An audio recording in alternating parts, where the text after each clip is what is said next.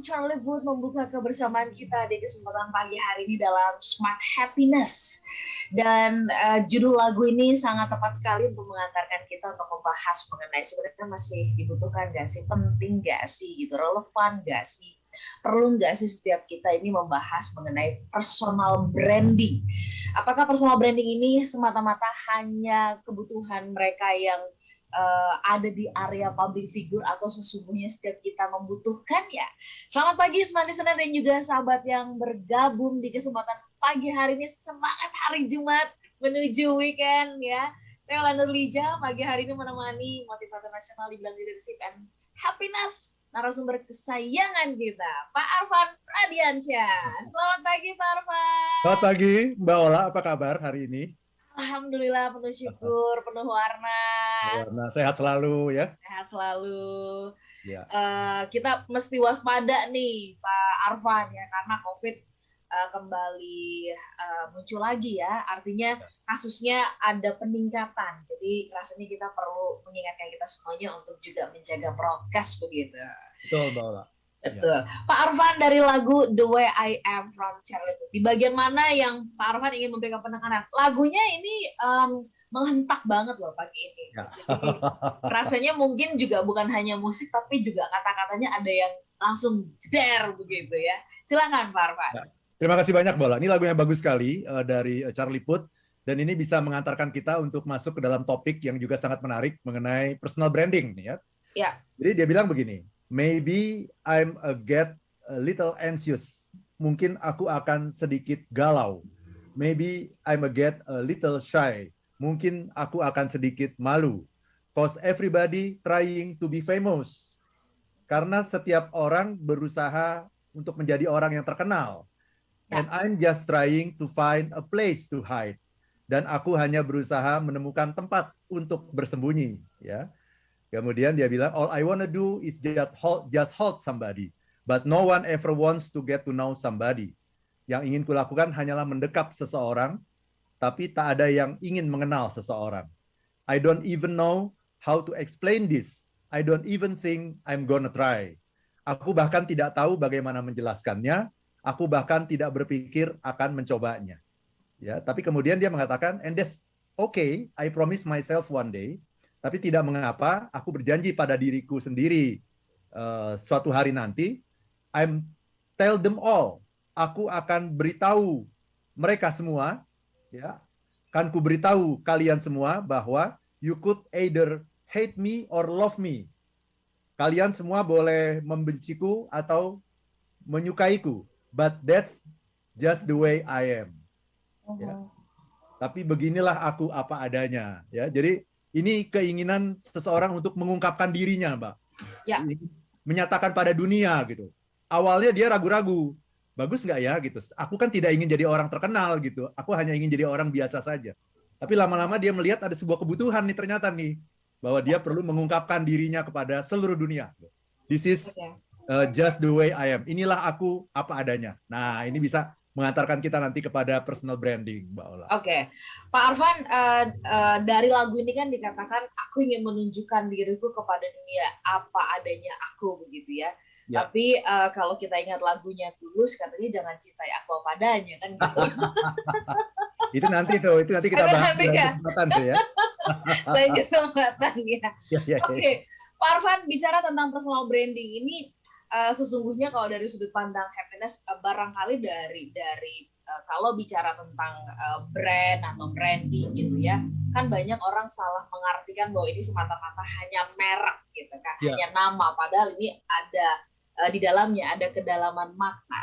Nah pagi ini mungkin dari sudut yang berbeda Pak Arfan ingin artinya membukakan gitu ya, bagaimana kita memandang personal branding ini dari sudut pandang semangatnya happiness begitu. Apakah ini dimaknai bahwa kita ingin dikenal sebagai apa begitu atau bagaimana? Silakan Pak Arfan.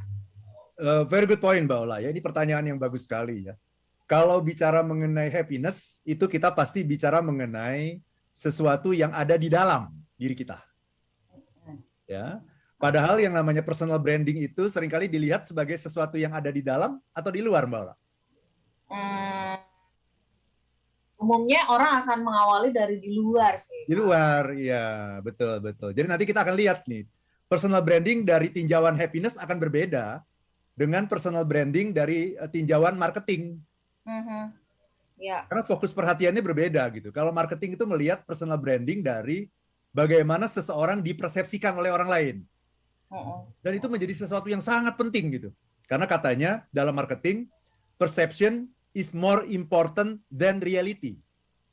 Perception itself is a reality. Jadi persepsi itu jauh lebih penting dari realitas. Bahkan persepsi itu sendiri itu adalah realitas itu sendiri gitu. Nah itu dalam marketing di salah satu jargon yang terkenal adalah seperti itu gitu. Lantas kalau memang seperti itu berarti personal branding itu adalah mindsetnya adalah pakai topeng. Nah, gitu ya. Sehingga akhirnya kita harus selalu berpura-pura gitu untuk menjadi seseorang yang ideal seperti apa. Seseorang yang memenuhi ekspektasi orang banyak gitu seperti apa.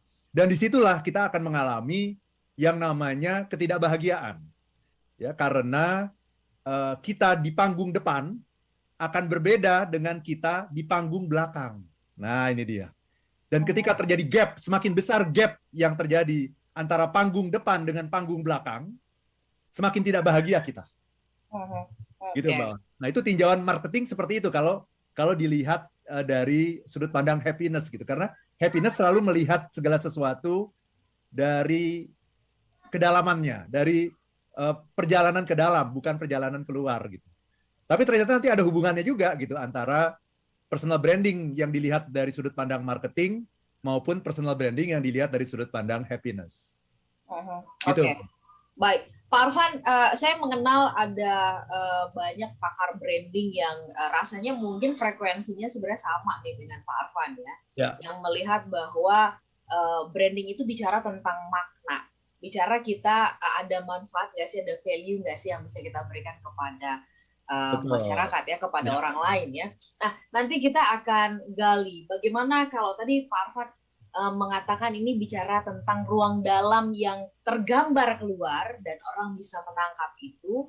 Bagaimana kita menemukan? Karena kadang-kadang kita merasa bahwa aku kayaknya nggak punya apa-apa deh, ya nggak ada yang bisa ditunjukkan gitu. Nanti kita mintakan itu dari Pak Arfan. Kami jeda sesaat untuk beberapa informasi berikut. Bergabung, terima kasih Anda bersama-sama dengan kami di pagi hari ini dalam Smart Happiness ya. Dan ada pertanyaan yang kita harus jawab bareng-bareng nih. Personal branding itu perlukah begitu ya kalau dari sudut pandang happiness? Silakan Anda boleh kita artinya kita ajak berbincang pagi ini dengan satu pertanyaan. Anda di lingkungan Anda itu dikenal sebagai sosok apa sih? Dikenal sebagai sosok yang kayak apa sih begitu? Ada mungkin di antara Anda yang dikenal, wah kalau nggak ada kamu nggak rame misalnya gitu ya. Atau ada yang dikenal sebagai, wah dia kalau dia nih semua pasti beres misalnya. Atau Anda dikenal sebagai sosok yang murah hati gitu ya, wah kalau ada ibu ini atau bapak ini begitu ya, itu pasti selalu mau menolong misalnya. Atau Anda dikenal atau ada orang yang Anda kenal, wah itu kosong bunyi nyaring gitu ya, hanya keren di permukaan tapi begitu diajak berkolaborasi atau apa begitu kok kayaknya nggak bisa ngapa-ngapain misalnya. Silakan Anda boleh sharing ya di 0812 11 12 95 10. Ini juga mungkin pertanyaan yang sangat basic mendasar, kita kenal nggak diri kita kenal juga nggak sih diri kita, di persepsi atau disebut atau dikatai apa sih oleh orang-orang di sekitar kita begitu ya. Oke, baik. Pak Arfan, kita sambung perbincangannya, bahasannya begitu. Pak Arfan, kalau bicara tentang personal branding kan tadi di sesi sebelumnya Pak Arfan mengatakan bahwa ini ada kaitannya dengan personal branding cenderung terlihat yang di luar ya. Sementara kalau happiness bicara tentang sesuatu yang ada dari dalam, tapi ini akan berkaitan. Nah, bagaimana sih kita bisa menemukan makna di dalam diri kita sehingga kita punya sesuatu yang bisa kita deliver gitu ya ke orang di luar diri kita. Bagaimana menemukannya? Silakan Pak. Terima kasih banyak Mbak Ola ya. Jadi yang pertama kita harus mengubah mindset kita mengenai yang namanya personal branding itu sendiri. Ya, personal branding itu seringkali hanya dilihat sebuah tools untuk memasarkan diri kita, gitu ya. Dan itu benar. Dan itu benar sekali ya. Tidak ada yang salah ya, Pak Arfan ya? Tidak salah. Nanti marketing dan happiness akan ketemu nanti nih. Ketemu. Oke. Ya, tapi memang sudut pandang marketing selalu melihat ya bagaimana seseorang itu muncul di benak publik gitu ketika namanya disebut. Kan itu yang namanya personal branding kan. Jadi kalau disebut Ola Nurlija gitu. Nah, kira-kira apa tuh? Kesan dari teman-teman di Smart FM apa tuh? Kan macam-macam tuh kan. Nah, itulah yang namanya personal branding. Bahkan personal branding itu adalah kesan yang muncul di benak orang lain ketika nama Anda disebut dan Anda tidak ada di situ. Betul. Gitu ya. Betul. Kalau kita masih ada di situ kan orang menyampaikan yang baik-baik tentang kita kan. Betul. Akan yang bagus-bagus aja ya, Pak. Bagus ya, gitu ya. Nah, jadi yang namanya personal branding ini sesungguhnya bukan hanya untuk para tokoh loh. Bukan hanya untuk public figure. Tetapi sesungguhnya setiap orang itu harus menyadari yang namanya personal branding ini. Karena mau tidak mau, kita selalu terkait dengan personal branding ini. Dan sadar atau tidak sadar, Mbak Ola, kita sudah membentuk sesungguhnya personal branding kita.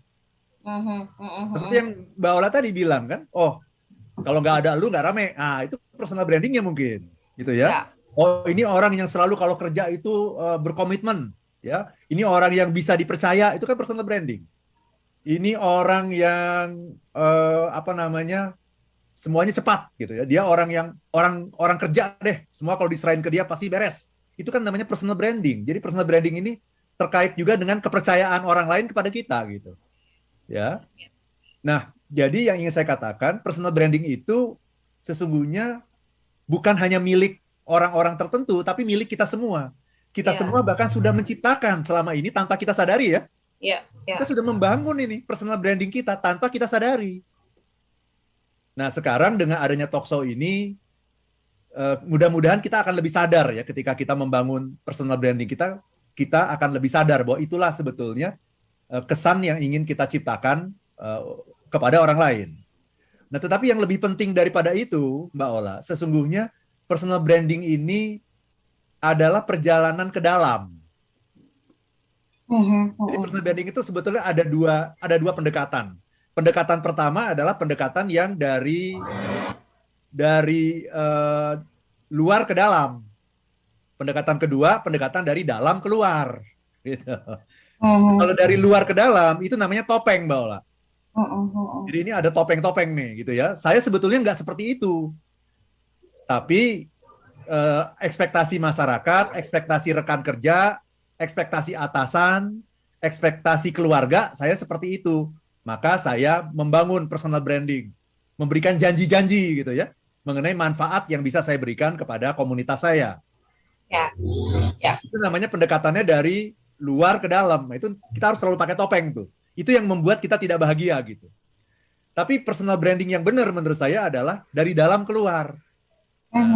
Dalamnya ini perlu kita beresin dulu. Gitu ya. Nah, bagaimana cara membereskan ruang dalam? Kita harus masuk ke dalam diri kita dan mengenali siapa diri kita. Siapa diri kita? Untuk apa sebenarnya Tuhan mengirimkan kita ke dunia ini?